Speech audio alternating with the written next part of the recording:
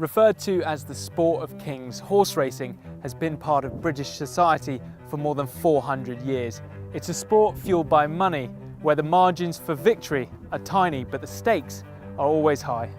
Dubawi Gold is coming to second. Native Khan in third position. Inside the last furlong. Fourth, trying to run on, but it's Galileo Gold. Heads down. I'm on a journey to learn what it takes to be part of a sport loved by both gamblers and royalty. On it, I was given rare access to the people who own, train and ride racehorses, as we attempt to shine a light on the inner workings of a sport that for many is shrouded in mystery. But first, it's important to understand that there are two types of horse racing: flat and jump racing, also known as National Hunt. Traditionally, flat racing was for the wealthy, while National Hunt was for farmers and country folk. Today, National Hunt occurs only in a handful of countries, while flat racing is global, attracting fans from Kentucky to Abu Dhabi. There's also a lot more money in it.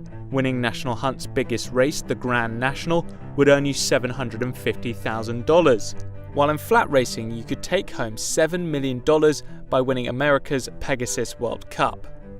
But the major money in flat horse racing isn't made out on the track, it's made at discreet stud farms. I've come to one called Newsells Park in Hertfordshire. Here, stallions and mares are handpicked based on their own success on the track and their purebred pedigree of champion racehorses. The mares are then covered by the stallions in a controlled environment, as they aim to breed the next generation of winners. For the stallion's owner, breeding is big business. Take for instance Frankel, arguably the greatest racehorse that ever lived. They're off, they're racing then. He was unbeaten during a 3-year career, making his owner, the Saudi Prince Khalid Abdullah, around $4 million in prize money. Before his retirement in 2012, 4-year-old Frankel had the highest rating of any racehorse in history. If Frankel had kept racing, he would have likely continued to win and earn more prize money. And wins the Kipco Sussex Stakes. What a brilliant horse! But for his owner, Frankel's success and superstar status had sealed his fate. He would be a more lucrative asset as a breeding stallion. In this new role, Frankel mated with hundreds of horses every year, earning a fee every time. In 2017, he mated with 195 mares. Each go cost $165,000, earning his owner more than $30 million in just 1 year. Following the success of some of his first foals, such as Cracksman and Rostropovich, Frankel's going rate has increased to $230,000. One man that paid for a Frankel foal is entrepreneur Graham Smith Bernal. A decade ago, he sold his litigation software business for over $75 million. With some of his hard-earned fortune, he bought a number of successful racehorses. And all of a sudden my phone is going and there's text messages of congratulations. I'm saying, what is this? It cannot be that Great Britain has just won that race. So what attracted him to becoming an owner?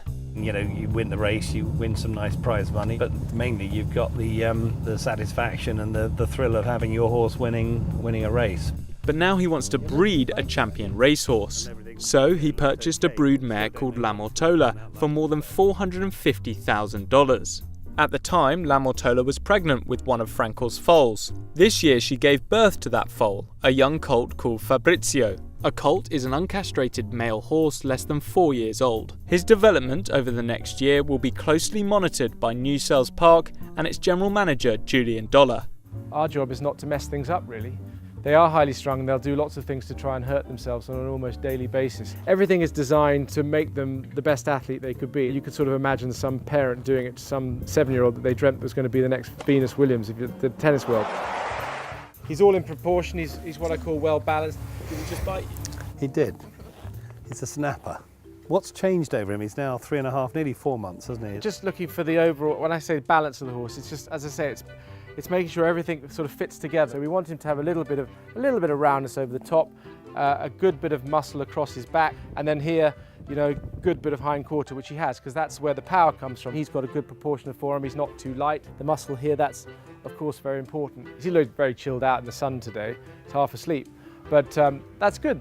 That's good because it says he's got a good, relaxed temperament. If I was going to criticise the horse, it would just be that he's a touch small. But the most important thing is he's all in proportion, everything flows together, he walks well, he looks quite athletic. It's hard to breed horses. It's bloody hard to breed horses. It's much easier to go and buy a racehorse, and so it's nice when you get one like this. But is Fabrizio's owner happy with his progress, and what does his future hold? It's a hobby and it's fun, and I'm not doing it because I think I'm going to make money from this. This is a really, really enjoyable hobby to be involved with. But you have to be thinking in part with your head as well, and you've got to, otherwise it just doesn't make any sense. If Graham does decide he wants to sell Fabrizio, then he has got options. He could sell it either through a private buyer, or he could take it to auction. This is Tattersall's, the oldest bloodstock auctioneers in the world and the largest in Europe. It sells over 10,000 horses every year. Now, one of the advantages of coming to auction is that the horses all come to you. On average, how much money is being spent at one of these auctions? It varies considerably. At a sale like this one today, there'll probably be turnover of around 5 million guineas. A guinea is £1.05. It's used for determining professional fees and auction prices. Horse racing is a lot about gambling, and that's for a lot of people the entertainment factor, and you get a little bit of that here as well, don't you? Yeah, undoubtedly the adrenaline rush that you get bidding, might help you have another bid or two.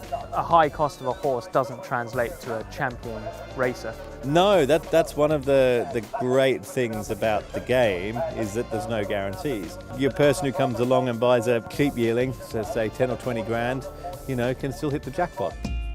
Two men that are trying to do just that are trainer Hugo Palmer and bloodstock agent Mark McStay. They've agreed to give me unrestricted access as they work to find the right horse for the right price. It's a great industry to be involved in. Most wealthy people can't afford to buy Manchester United or Chelsea or Tottenham Hotspur and win the Premiership.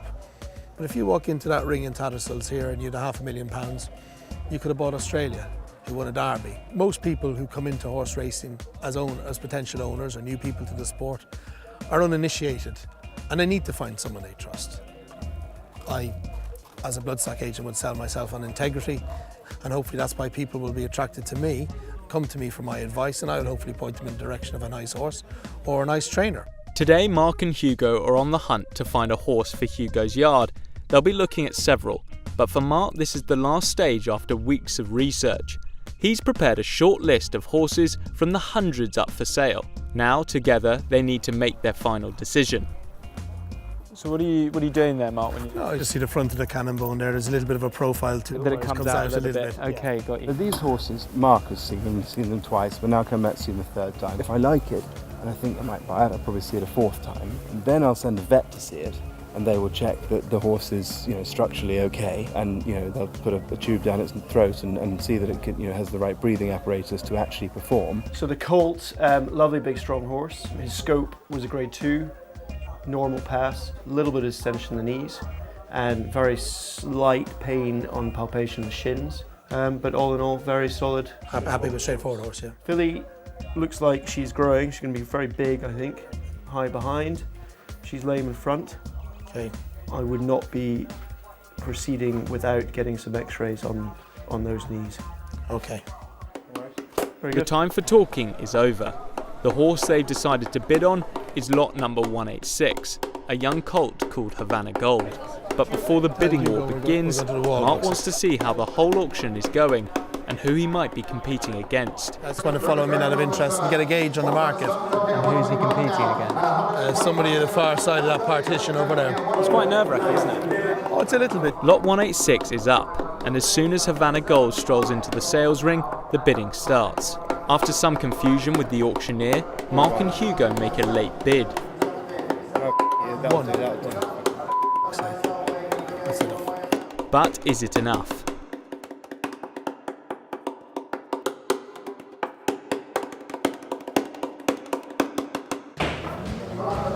Well done. Good look at him. I'll try and get that man into him Sunday, yeah. For $80,000, Mark finally gets his horse. Now it's down to Hugo and his team to try to turn this young colt into a champion racer. For Havana Gold, a new life awaits of racing and ritual. But he won't be going far. He'll remain in this distinct corner of England, along with 3,000 other racehorses.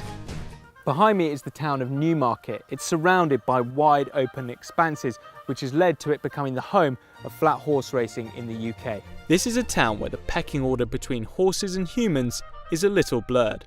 And it will be no different for Havana Gold while he's living at Hugo Palmer's yard. I suppose in many ways we're like a private school. The owners, or in the school's case, the parents send their child horse to a school to be educated. So we take them in here just sort of when they're about 1.5 years old. So they're immature, but they're probably 90% of their adult size and strength. And we work out which ones are the scholarship pupils and are likely to be turning up at Royal Ascot and which ones are less so. In his 8-year career, Hugo has established himself as one of the leading trainers in the business. But what's it like for young trainers just starting out and the challenges they face? We're headed today to meet George Scott, a young trainer who's only actually in his 3rd season, but he has had already some big successes. We're going to go and have a look at his yard and see what he does every day to make sure his horses are in peak condition. You can't imagine the amount that goes into getting that horse in the afternoon wearing the silks at a big meeting, the amount of work, effort, concentration, time. A lot of pressure being a horse race trainer. If you push yourself to try and be successful and want to achieve something, then there's always going to be pressure. Routine for a horse race trainer, I can imagine it's sort of early starts, long days. I mean, up at 5:15, and we'd work through then till 1 o'clock and then get home for a bit of lunch, and I always have to have a sleep in the afternoon. Without fail, have to have a quick sleep, and then back in the afternoons or go racing. When you don't have winners, yeah, how hard is that? It's hard, but I mean, it's part of the game. You have to take the rough with the smooth, and you have to remain level. Is this your dream job? Yeah, definitely. I don't really know what I'd do if I wasn't a trainer. I don't get a rush out of anything else other than racing. I like football, I like rugby, I like cricket, yeah, but I love racing. Dave, just save a little bit for the hill. Those are mine crossing there, so we need to get across. What are you going to be looking for? I like to get up the hill nicely. I like to listen to their breathing. The horse in second's are struggling a bit, but he hasn't been up here at all before.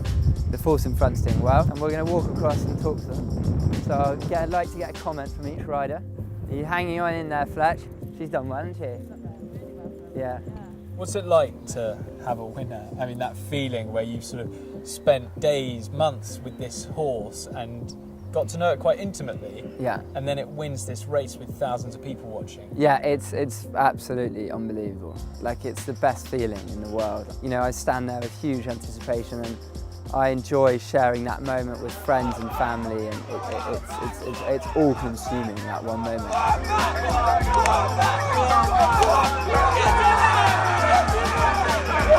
And it puts all of the bad days just out the back door. It's an incredible moment. That moment of crossing the line first, riding a horse at 40 miles an hour, is an experience felt by only a select few. Fran Berry has been a professional jockey for more than 20 years. I can still remember my first winner, and like it was yesterday. And I think that if the buzz you get leaves you, then it's time to give up. The routine of a jockey must be pretty brutal. Losing weight and keeping yourself fit and strong at the same time. How tough is that? It is quite tough. I'm 37 now. I kind of know what I can and can't do. But the biggest thing is as a jockey is your weight. You have to find the time to keep yourself right and eat and do everything properly. It takes a bit of application. Eating disorders amongst jockeys, is that a thing? Yeah, I don't think it's any secret. Maybe more prevalent in the United States. They call it flipping, I suppose, which is a form of bulimia. But I've come across it worldwide, and it is an issue. What have you had today, for instance, in terms of food and drink? I had a 2-egg omelette this morning. That wouldn't be every day. Some days you're a bit restricted. I'll exercise more and cut down on the fluid intake. I've done a few laps of the track just to get my weight back to its normal level. And so you would have sped walked the track or run the track? Speed walk, yeah, with plenty of clothes on me to get a good sweat up. Can I ask how much you get paid per race? It's about 140 pounds, and then with deductions you probably work out at £100 net, before your tax, and you got to pay your own diesel and expenses, So for instance, you've raced 2 2 horses, you're not making a great deal of money No, today. no, not today. Some days you can have 10 rides, some days you got 2. You know, travelling expenses are quite high, and you know, riding fees pay my bills, pay everything that keeps the show on the road at home. But you're relying on your win prize money, your place prize money, really to make money.